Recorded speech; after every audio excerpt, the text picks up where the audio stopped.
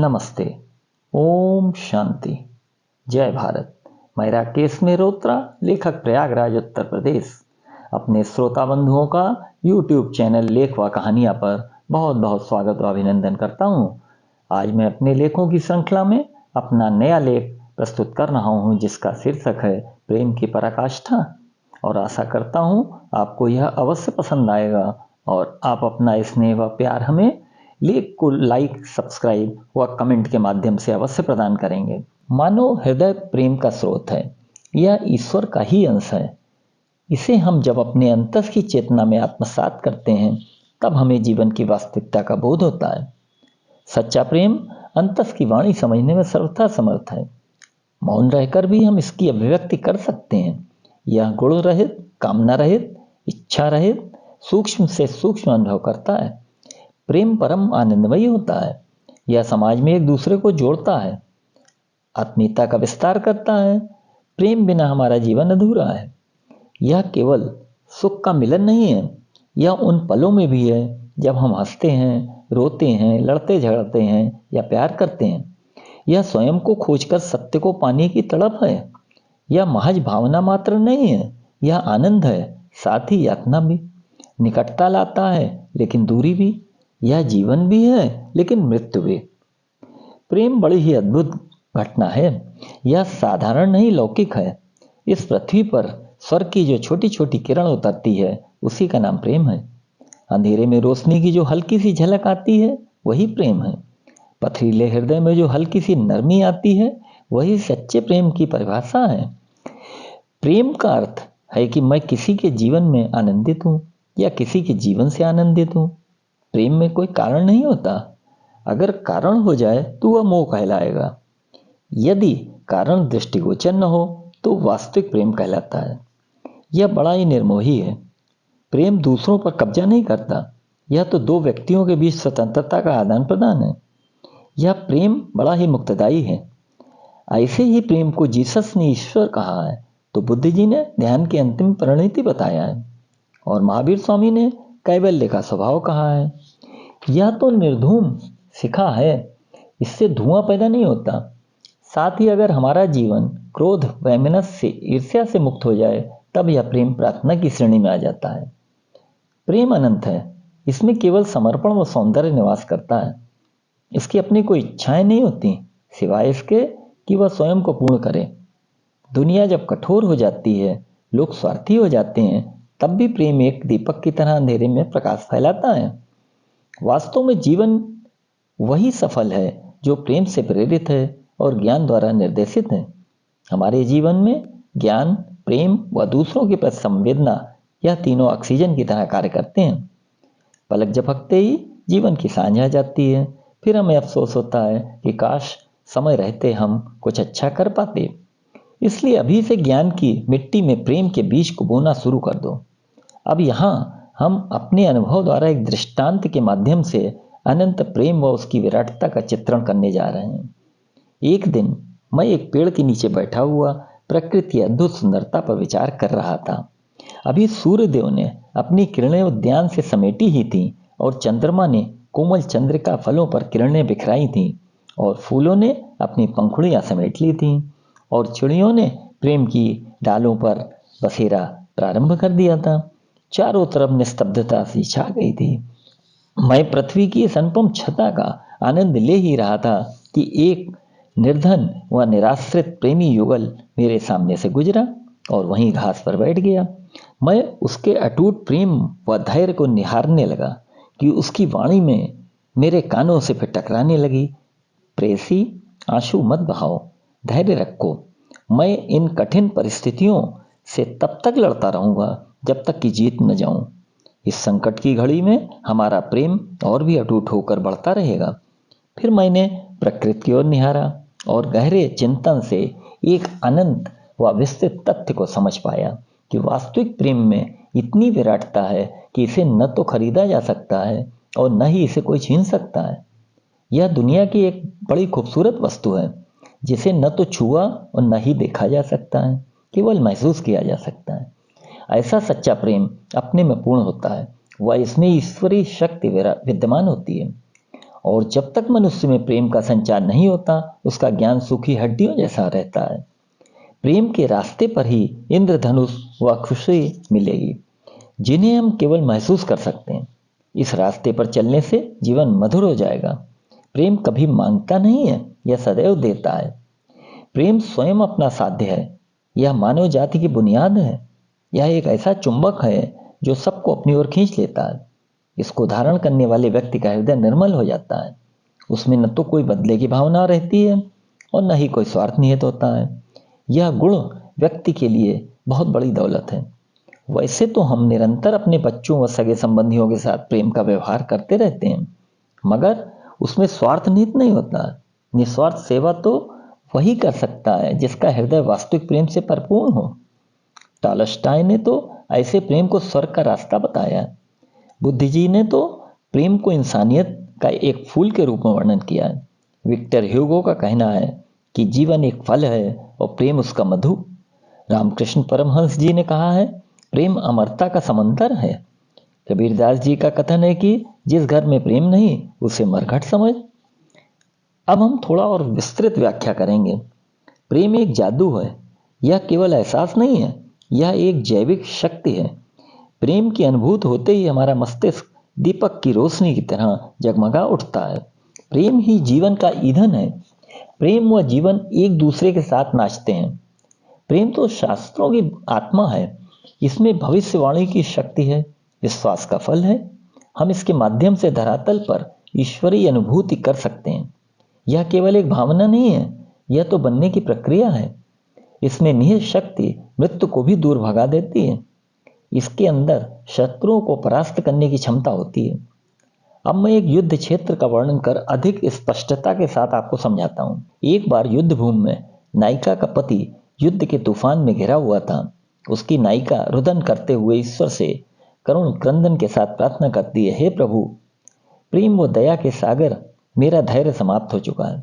आप मेरे प्रीतम को युद्ध के लौह पंजों से मुक्त करिए। शत्रुओं से उसकी रक्षा कीजिए नाथ। मृत्यु द्वार की ओर ले जाने वाले मार्ग से उसे अलग कीजिए। थोड़ी देर में वह युद्ध से सकुशल लौट आया और बोला, उसकी वाणी में अतीत का शोक व मिलन का आनंद था। डरो मत, मैं वही हूं जिसके लिए तुमने ईश्वर से प्रार्थना की थी। भयभीत मत हो, क्योंकि मैं गोलियों और तलवारों से बचा हुआ लोगों के समक्ष युद्ध पर प्रेम की विजय प्रकट करने वाला सत्य हूं। अब उसके आंसू दिल की भाषा बयां कर रहे थे। खुशी के दूत उस घर के चारों ओर मंडरा रहे थे। ईश्वर की प्रार्थना व प्रेम की शक्ति से दोनों दिलों ने मिलन को फिर से पा लिया। एक गहरी व सुखदायी निस्तब्धता के बाद सैनिक प्रेसी से बोला, अंधेरे को देखो जो सूर्य को जन्म दे रहा है। यह वर्णन इस सत्यता को सिद्ध करता है कि प्रेम से की गई प्रार्थना सुनी जाती है, क्योंकि ऐसे समय हम प्रभु प्रेम में निमग्न हो जाते हैं। उसका संबंध हृदय से हो जाता है। युद्ध पर शांति की विजय होती है और मानवता हमें सब वह लौटा देती है जो लालच हमसे छीनने का प्रयास करता है। प्रेम में प्रेमी ही प्रेम का सर्वोच्च आदर्श होता है। इस तरह प्रतिपल प्रेम अपने सर्वोच्च अंतरंग रहस्य को लगातार विस्तारित करता है। यह एक मीठा बोझ है। यह केवल शारीरिक नहीं होता, यह किसी व्यक्ति से नहीं होता, अपितु यह किसी व्यक्तित्व से ही होता है। यह इंसान के व्यवहार से होता है। जब किसी की बातों से आपके मन को खुशी मिलती है, किसी की परवाह जब आपको सुकून देती है, या जब आपको कोई यह महसूस कराता है कि आप उसके लिए कितने अनमोल हो, जिसको आप समझते हैं और वह आपको समझता है, यही हृदय से निस्वार्थ सच्चे प्रेम की परिभाषा कहलाती है। अब हम अंतस चेतना के भाव का वर्णन करने जा रहे हैं। प्रेम एक पेड़ की तरह है। यह स्वयं को बढ़ता ही है, साथ ही साथ हमारी पूरी सत्ता में गहरी जड़ें भी जमाता जाता है और कभी कभी वीरान दिल पर भी हरी पत्तियां उगा देता है। वर्षा व नदी के जल से तो अन्न पैदा होता है, परंतु नयनों की गंगा से प्रेम व वैराग्य द्वारा मनुष्य का नया जन्म होता है। धन्य है वे नयन जो कभी प्रेम नीर से भर पाते हों और नयनों की प्रेम धारा से उनके मलिन भाव किस तरह बह जाते हैं। अंतःकरण पुण्य की तरह खिल जाता है। हृदय ग्रंथि किस तरह खुल जाती है। कुटिलता और नीचता का पर्वत कैसे चूर चूर हो जाता है। इस प्रेम में स्नान से मनुष्य की आंतरिक अवस्था स्वच्छ, कोमल व रसभीनी हो जाती है। प्रेम धारा के जल से अभिसिंचित हृदय प्रफुल्लित हो जाता है। हृदय स्थली पर पवित्र भावों के पौधे उगने लगते हैं। प्रेम की बूंदों से यह संसार मिथ्या रूप होकर धुल जाता है और हम इस धरा से ऊपर उठकर आत्मा के पवित्र नभा मंडल में उड़ने लगते हैं। ऐसी धुली अवस्था में हर कोई समाधिस्थ हो अपने आप को भूल जाता है। प्रेम की यह पावन छटा ब्रह्म रूप में लीन हो जाती है। शिल्पकार या मूर्तिकार इस परमावस्था को अवश्य अनुभव किया होगा, क्योंकि वह बुद्धि, प्राण, मन व तन उस अवस्था में प्रेम की सुंदरता में वह डूब जाता है। वास्तव में वह चित्रकारी ही क्या, जिसमें चित्रकार को 1000 बार योग निद्रा में न सुलाया हो। अंत में मैं यह कहना चाहता हूं कि मनुष्य में केवल पशु दृष्टि नहीं होती है, अपितु आत्मिक दृष्टि भी होती है, जो सत्य को देख सकती है। वह उस रहस्यमय सुंदर समता का अवलोकन करा सकती है जो उसके अपने व आसपास की वस्तुओं के बीच में होता है। मगर हमारी भोग इच्छा आंखों पर पर्दा डाल देती है और दर्शन शक्ति को बहुत सीमित कर देती है और हमारी विवेक शक्ति संकीर्ण हो जाती है, जो हमारे अंदर अहंकार व विषमता को जन्म देती है। व्यक्ति भोग को ही जीवन का लक्ष्य बना लेता है। फलस्वरूप प्रेम व दया की भावना विलुप्त हो जाती है। इसको मैं एक घटना के माध्यम से फिर आपको समझाने का प्रयास करता हूँ। एक दिन मैं गंगा नदी में नाव से कहीं घूमने के लिए निकला। शरद ऋतु की सुंदर संध्या का समय था। सूरज अभी अभी अस्त हुआ था। आकाश की निस्तब्धता पूर्ण शांत व सौंदर्य से लबालब भरी हुई थी। पानी की फैली हुई चादर पर एक भी बुलबुला नहीं था। सूर्यास्त के बदलते रंग उस पर साफ चमक रहे थे। मीलों तक रेत के मैदान ऐसे फैले हुए थे मानो कोई समुद्री दैत्य लेटा हुआ हो। उसकी पूंछ चमकते रंगों से झिलमिला रही थी। हमारी नाव धीरे धीरे तट पर चली जा रही थी। अचानक एक बड़ी सी मछली पानी की सतह पर उछली। 1 मिनट के लिए उसने रंगमंच से वह सप्तरंगी पर्दा हटा दिया, जिसके पीछे जीवन के आनंद से भरा हुआ मौन संसार खड़ा था। वह न जाने किस रहस्यमय संसार से नृत्य करती हुई आई थी और अवसान प्राय दिवस के स्वर में अपना संगीत मिलाकर लौट गई थी। हृदय को छूती हुई इस घटना ने मेरे हृदय में आनंद की लहर पैदा कर दी। उसी समय मैंने नाविक के मुख से यह वाक्य सुना, ओहो कितनी बड़ी मछली थी। मछली को देखते ही उसने इसका भोजन पकाकर खाने की कल्पना कर ली थी। उसकी दृष्टि केवल शारीरिक क्षुधा मिटाने तक ही सीमित थी, इसीलिए वह मछली के वास्तविक सौंदर्य का उसे बिल्कुल आभास नहीं हो सका था। लेख समाप्त करते हुए मैं बार बार यह दोहराना चाहता हूँ कि सभ्यता की परख इस बात से नहीं की जा सकती है कि आपने कितना शक्ति संग्रह किया, बल्कि इस बात से कि मनुष्य ने प्रेम को विकसित करने में कितना कार्य किया है। हम यदि अतीत का अवलोकन करें तो पता चलेगा कि प्राचीन सभ्यताओं का अंत जब भी हुआ है तब मानव मूल्य घट गया है तथा मनुष्य हृदय ने क्रूरता अपना ली थी।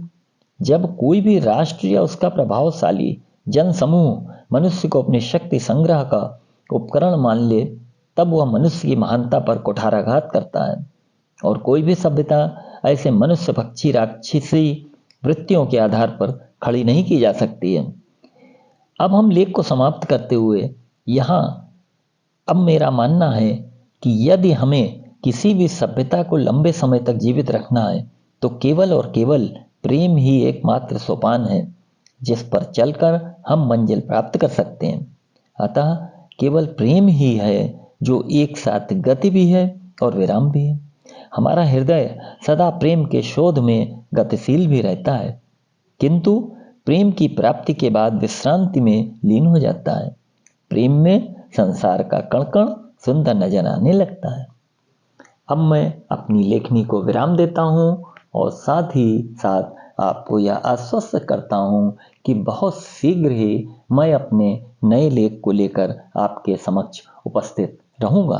और साथ ही आपसे यह निवेदन करना चाहता हूँ कि आप हमारे इस लेख को अवश्य सब्सक्राइब करें, जिससे कि समय समय पर हमारे जो नूतन विचार जो सृजित होते हैं, जो मैं लेख के माध्यम से आप तक पहुंचाने का प्रयास करता हूं वह उसका आप आनंद उठा सकें। और तब तक आप प्रसन्न रहें। ओम शांति, नमस्ते, जय भारत।